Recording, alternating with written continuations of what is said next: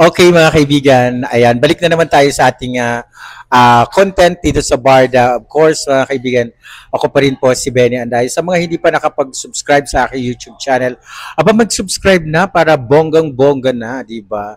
So, ayun nga, nako nung nakaraang Sunday, ayan, tinext ako ng mga kabarda natin na ni si Barbie ay guest nga doon sa GMA7 at live yun andun sila Miss Aryan pero si Madam Pickles yata hindi yata nakarating. So alam ko na kung ang dahilan kung bakit hindi siya nakarating dahil may mga prior commitments siya na ginawa. So pero tuloy-tuloy pa rin tayo. Diyos ko, yun yung mga request ng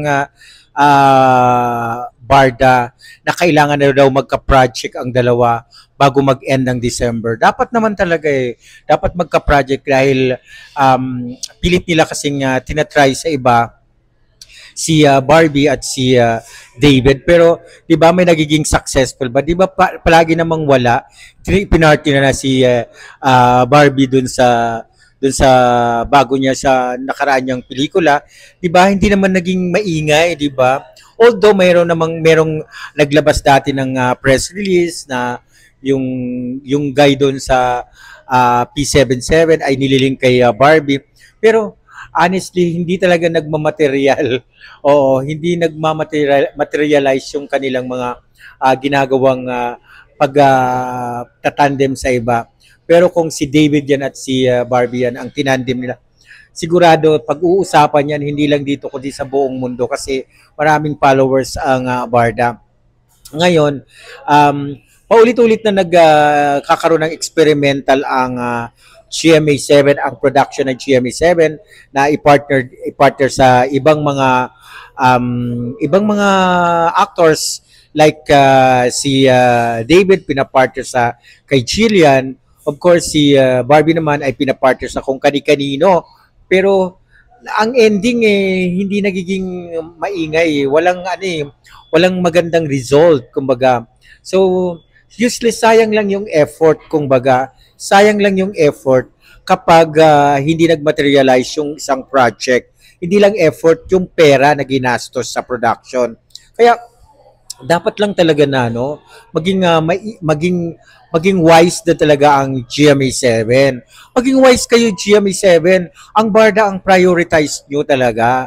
Kasi habang sila ay maingay, pakinabangan nyo. Kasi produce ng mga actors and actresses dyan na hindi naman gaanong pinag-uusapan. So, ang Barda talagang maingay.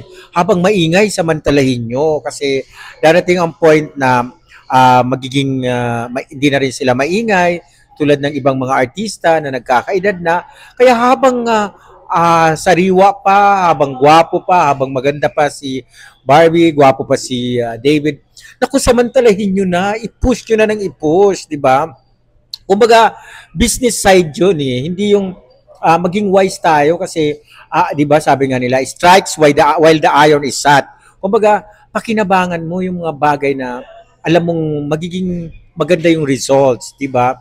Huwag nang mag-eksperimento pa sa ganyan, sa ganon. Kasi sayang lang yung pera na ginagastos at yung effort mismo. O maganda ang mga programa ngayon ng GMA7 pero syempre naman, 'di ba? Maging wise tayo. Maging wise tayo sa mga bagay na pinoproduce natin kasi 'di ba yung mga ibang mga producers, ibang like sa movie na bumabagsak yung hindi kumikita yung movie because hindi maganda yung tandem na nakuha nila, hindi maganda yung artista na nakuha nila. Kaya habang sikat pa sina Barbie at si David, pakinabangan nyo na GMA7 kasi darating ang point na mawawala din sila sa limelight. Diba? Habang andyan pa sila, ay ba, samantalahin nyo na, go tayo dyan para habang handa pang suportahan si David, si Barbie, ng kanyang mga followers, go tayo dyan. So, yun lang ang maganda, GMA7 talaga, itodo nyo na ang pagbibigay ng project kay David at kay Barbie. Kasi lahat naman ng mga fans willing talagang mag-support. 'Di ba? Ito yung maganda kasi yung community ng Barda talagang willing talaga at saka handa talaga silang ipaglaban ang Barda. Wala talaga silang kaangal-angal na ipaglaban yung Barda kasi ang Barda ay mahal nila. So yun ang maganda kasi habang may supporter pa, habang may nagmamahal pa sa isang community, sa isang artista, itodo na, 'di ba? Kasi sayang yung opportunity, 'di ba? Yung opportunity sayang. So panawagan lang natin sa GMA 7 na ang project ay hindi masasayang kapag si Barbie at si David ang inyong bibigyan ng atensyon. 'Di ba? Ang ganda ng ang ganda ng tandem ng dalawa, walang ka-effort, talagang dudumugin 'yan, 'di ba? Lalo sa SM, i-produce mo ngayon ng pelikula si Barbie at si David. Nako, dudumugin 'yan sa lahat ng mga sinihan. Maniwala kayo sa akin. Kaya habang sikat pa yung dalawa, pakinabangan na, 'di ba? Kasi maging wise na lang kung talagang ganun na lang ang habol, kung ganun ang habol ng GMA. Pero parang nag-aano pa ang GMA, parang naghahanap pa ng iba. Bakit pa kayo maghahanap ng iba? Nandiyan na, 'di ba? Bongga na 'yung nandiyan sa inyo. Bongga na 'yung talent nyo. Sikat na 'yung talent nyo at may community na 'yung talent nyo. Bakit pa kayo maghahanap ng iba? 'Di ba? So ang point ko lang talaga diyan, kailangan ituloy na bago mag-December, kailangan may project na sila. Kailangan kahit Christmas presentation ng isang show ng kahit one season, basta may project sila kasi kawawa naman yung mga fans, talagang naghihintay, umaasa, talagang nagmamahal na alam naman natin talaga na willing naman talaga silang magsumuporta. 'Di ba? 'Yun ang maganda sa Barda kasi may pagkakaisa. Di katulad sa ibang community na walang pagkakaisa, parang nagkakanya-kanya, 'di ba? Pag may movie nga si Barbie, kahit iba yung kasama niya, sinusuportahan. Alam niyo kung bakit? Kasi mahal nila si Barbie. At kapag meron din project si David, sinusuportahan kahit hindi katandem si Barbie kasi mahal nila si David. Lalo pa pag magtandem yung dalawa. 'Di ba? Ang hirap kasi pag inilayo mo sila, lalong ang mga fans, lalong malulungkot. Pero habang pinapasaya mo silang mga fans ng Barda, lalo silang dumarami, 'di ba? Kasi may community na hindi na sa kanila iba yung Barda. So kumbaga Barda pa lang sapat na, 'di ba? Hindi yung hahanap pa kayo ng ibang community, meron pa kayong mga alibay na ay partner muna natin kay ganito, kay ganyan. So anong doon, 'di ba? Ano ang magiging dahilan doon? Anong dahilan nyo? Hindi kumikita ang pelikula. Paano hindi kumikita na talagang all out ang support ng Barda? 'Di ba? Kasi dapat sana maging wise sa pagpili ng mga artista. Kung GMA 7 niya, kung ABS-CBN yan, dalawang yan, sigurado talagang pinaputok na talaga ang Barda, parang Katniel, di ba? Kasi ganun ang ABS-CBN, nakatutok sila sa kung sino ang in sa mga artista nila, kung sino ang nagki-click, di ba?